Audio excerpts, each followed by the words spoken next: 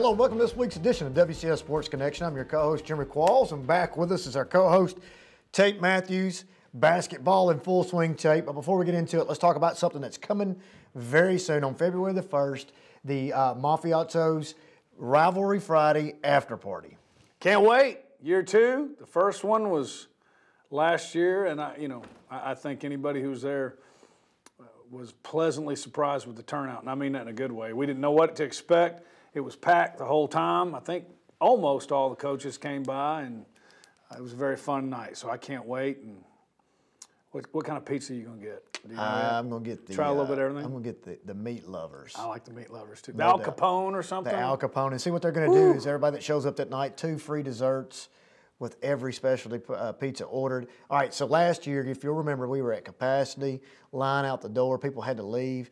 The capacity here at Mathews is double of what it was last year. It's going to be wide open. It's going to be a great time. We're going to have interviews with all the coaches coming in, interviews with the players. We're going to have some giveaways, drawings. It's going to be a great time. It's on our Rivalry Friday night, February the 1st. All the rivalry games. You got the Battle of Franklin happening that night at Centennial. You got the Border Battle happening at Summit. And then you've got the Battle of the Woods happening as well. So it's going to be a really good night.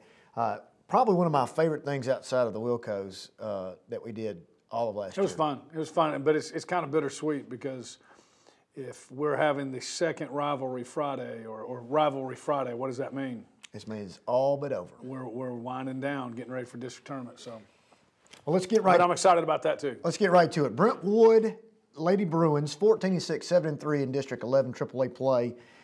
Play Summit Friday night, 11-6, 7-3. Summit's coming off a big win against Centennial this past Monday, 62-28. Marley Anderson with 11. Brentwood with arguably their best win of the year up to date. They beat Dixon last week, 62-49. A very comfortable win for the Lady Bruins that opened a lot of eyes. Emily Truschel led the way for them, 24. Delaney Truschel with 14. 59-52. Brentwood won this matchup the first time. Yeah, and that Dixon win was huge because of the I think it says two things. How tight this division is, right, that we've talked about. And then also that Brentwood, I thought, showed a lot of maturity because they lose that heartbreaker to Franklin on the last second shot, which we saw.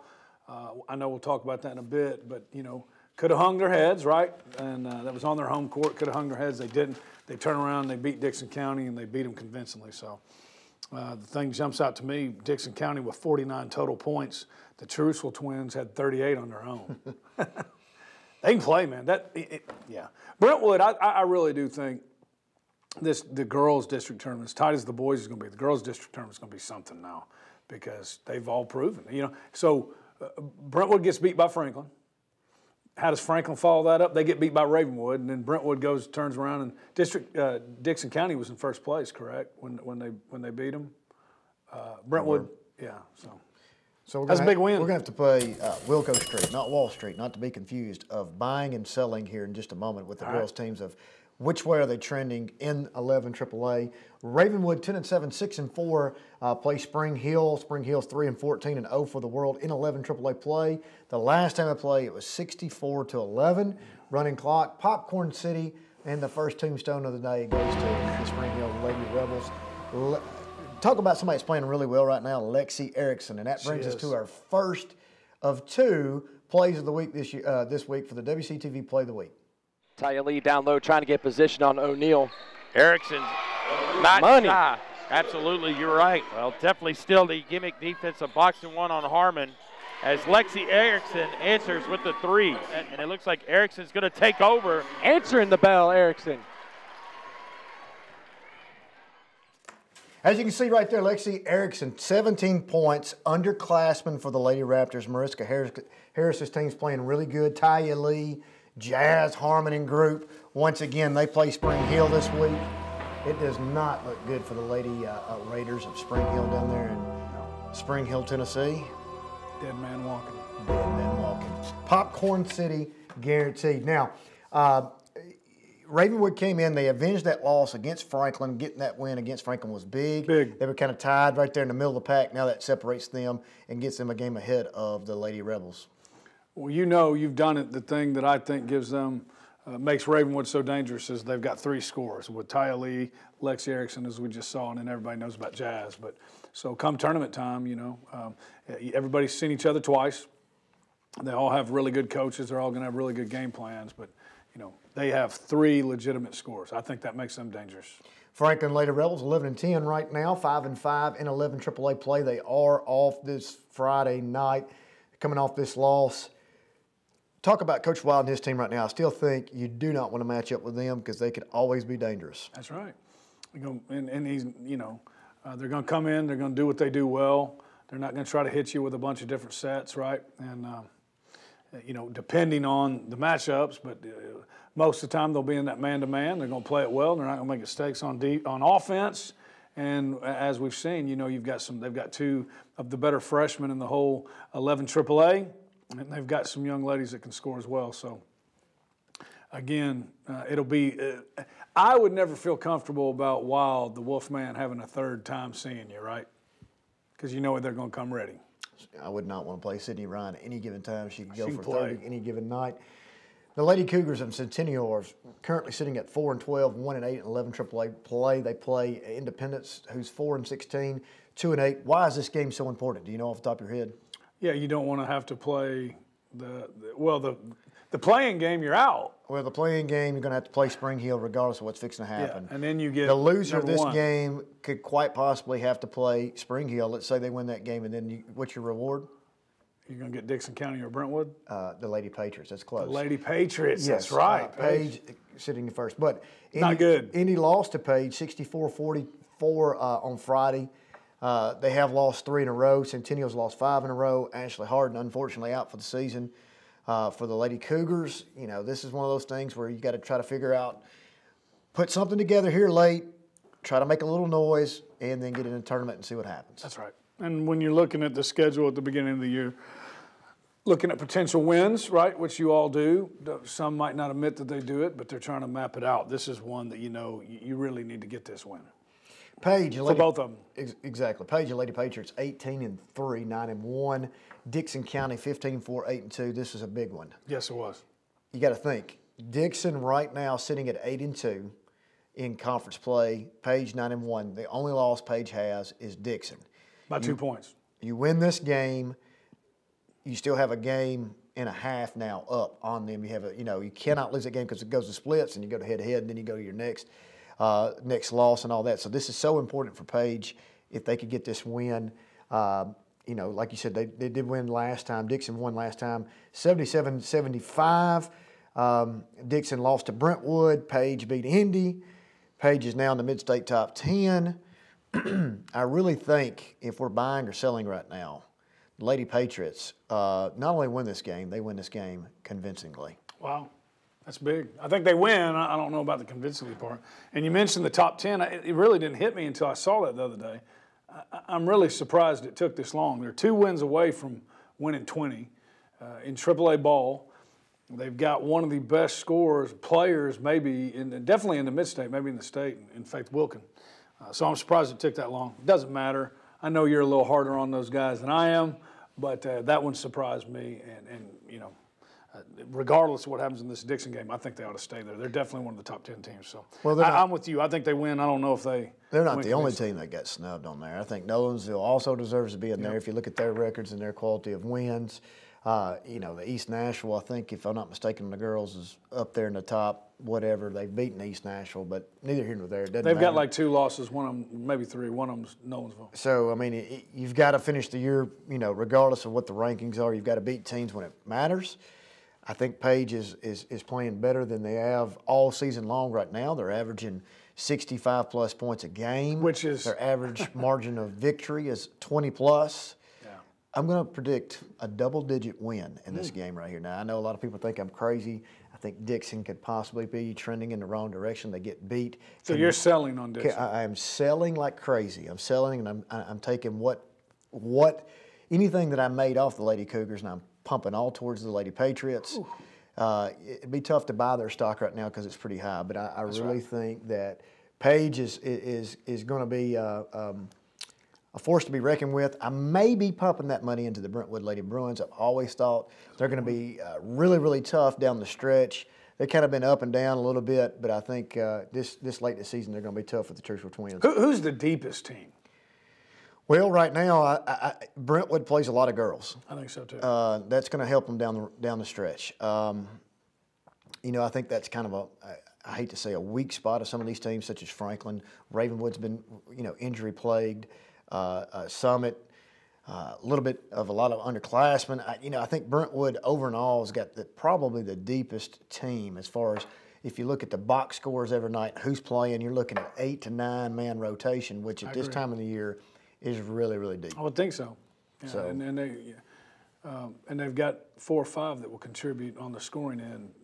They've got 5 that can score in double digits any night. So, and then like you mentioned on the Dixon win, the 2 Churchville girls, Emily was over 20 and Delaney over. Yeah, and whose name did I not mention it also? Osgood. Exactly, and any given night she could go for 25 plus. So I mean, it's just one of those things. Knowlesville 15-5, 4-0 in 12 AA. They play Murfreesboro Central Magnet. Unfortunately, the Central Magnet, they have not gotten a win this season, and they will not get one tonight or this week. Do you know their mascot? The Tigers or Lions? It's a big cat. Tigers. Right. Very good. A little gold, not to be confused with PS 109 from Fairview, but it's a different 108. Gold. 108. It's more of a Vegas gold probably, in the black. Yeah, they have a little bit of they're not quite sure what they are up there. There's some Vegas gold. There's some old Missouri gold. They struggle with that, but that's okay. Knowlesville picked up a huge, huge win for them over Marshall County, 45-42. To take for first place in 12 AA, you might as well get used to this Marshall County-Nolensville girls matchup because you're going to see that another 3 times, probably. I mean, really, I really see this coming down. One more time in regular season, district tournament, region. Just get ready. I mean, I think these teams are going to be the favorite, obviously, on this side. And then when you get to that region matchup, then you have to think, loser's going to catch East Nashville at East Nashville. So you don't want to do that. No. You want to catch whoever. You want to catch that second place on that region at home. I can't imagine that's a real tough game, the runner-up in that division. The first time that the Murfreesboro Central Magnet Vegas Gold Lion Tigers played the first time, 65-19, Nolensville won this game. It's just one of those things, man. It's just not their year, obviously, but Nolensville's playing really well. What's more of a tombstone, Central Magnet or Spring Hill? It's Spring Hill. Okay. Fairview 5-15, 3-6 versus Waverly. Waverly's 3-12, 0-9. The Lady Jackets did lose to Camden on Friday night, 71-65. I'm impressed with them. I really am. They're playing right there. There are a lot of games you look at the last 4 or 5 games. They've been really, really close. Casey Mullins, 15 points. Kelsey Gossage, 19 and 11 boards against Camden. Actually had the lead late in the game, gave it up and never could recover. Had an opportunity or 2 there. We talked about how important it was to stay around the 500 mark in 11 AA for them. They're 3-6. They play Waverly. They're going to beat Waverly. That's going to put them at 4-6. They got to figure out a way to try to get themselves close back to 500 to have an opportunity in this tournament to make some noise. I think the number one thing you've been saying for 2 weeks, they're playing better. And they're in games, leading games late. Now they got to find a way to close them out. And so improvement, that's what you want. And all right, it's time for the Wilco stock market. Are you ready? I'm ready. Yes, here we go. Current standings as of this moment. Page 9-1 in first place. Dixon 8-2 in second place. Brentwood 7-3 in third. Summit in fourth at 7-3. And in fifth, Ravenwood 6-4. Franklin Lady Rebels 5-5 in sixth. At seventh, Independence 2-8. Centennial 1-9. Spring Hill 0-10. So before we get to that, here's the way the district tournament in 11 AAA would go if it was played today. Centennial would have to play Spring Hill in the play-in game. Winner gets Page. Dixon versus Indy, Brentwood versus Franklin. Think about that matchup. And then Summit versus Ravenwood. You want to talk about 2 unbelievable matchups on the bottom. So buy or sell right now who we got on the Page Lady Patriots. Oh, Page. I'm buying. Right. I'm a believer. I agree 100%. I think Page and Brentwood are the 2 best teams. I'll cut through it. Page and Brentwood are the 2 best teams. Dixon and Indy right now. Indy's kind of been up and down.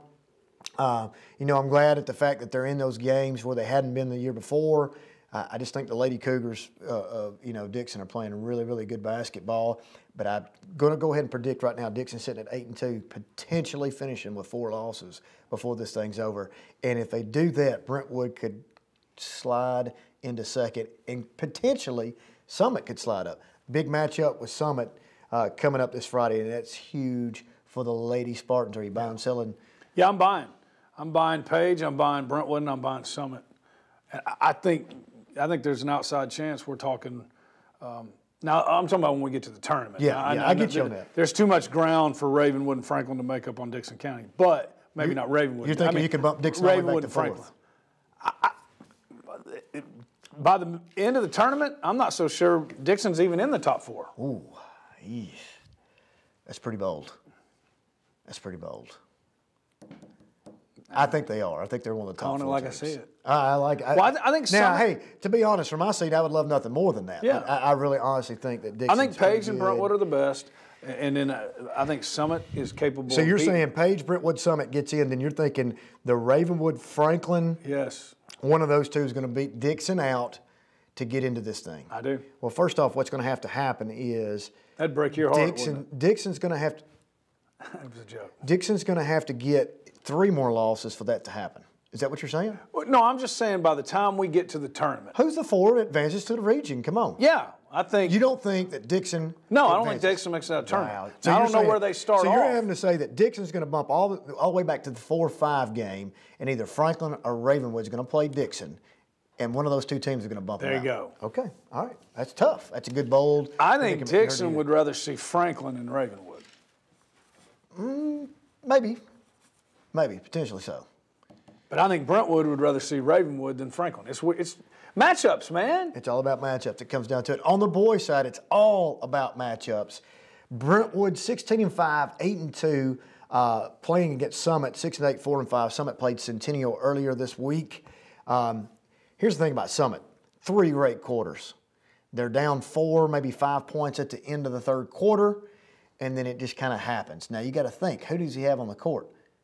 He's got 3 sophomores, or 2 sophomores and 3 freshmen on the court. Yeah. You know, he's playing a lot of kids too right now. I mean, he's playing a lot of kids, probably 9, 10 kids.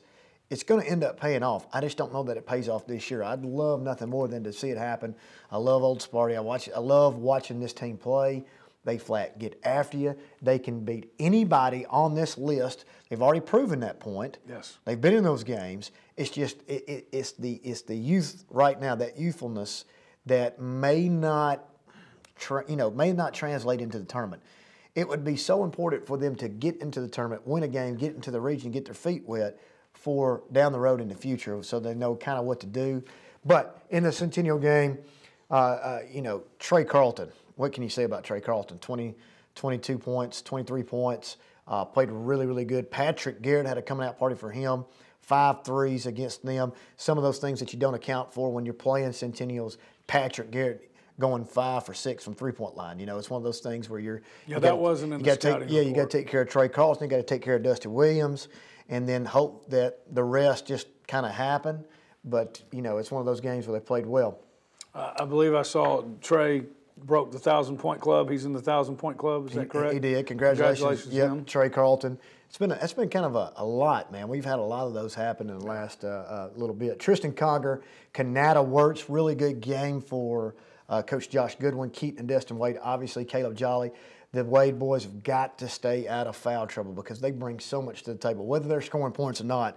The things that you don't see in the stat report is the deflections, the tip-outs, the rebounds, the things that they do that they bring to the table. And the minute they get in foul trouble and come out, it's just now you got to plug gaps. But I'm going to talk about a guy right now that would never show up very often. It's Caleb Jolly. Man, this dude is he's the Energizer Bunny, man. He's the heartbeat of this team. He goes hard. He may score 5 to 7 points. He may score 0, but what he brings to the table, his nose is always around the ball. He rebounds well. He's really undervalued. Toughness. He brings toughness to him. Yes. You know who his brother is? Christian. Okay. That's right. He brings toughness, and with youth, sometimes you don't have that, right? So that's right. You can't put a price. Well, you talk to him as much or more than I do. You talk to any coach in this district, and Summit scares them come tournament time because of what you said. They're young, but man, they got athletic ability. You better beat them this year. Yeah.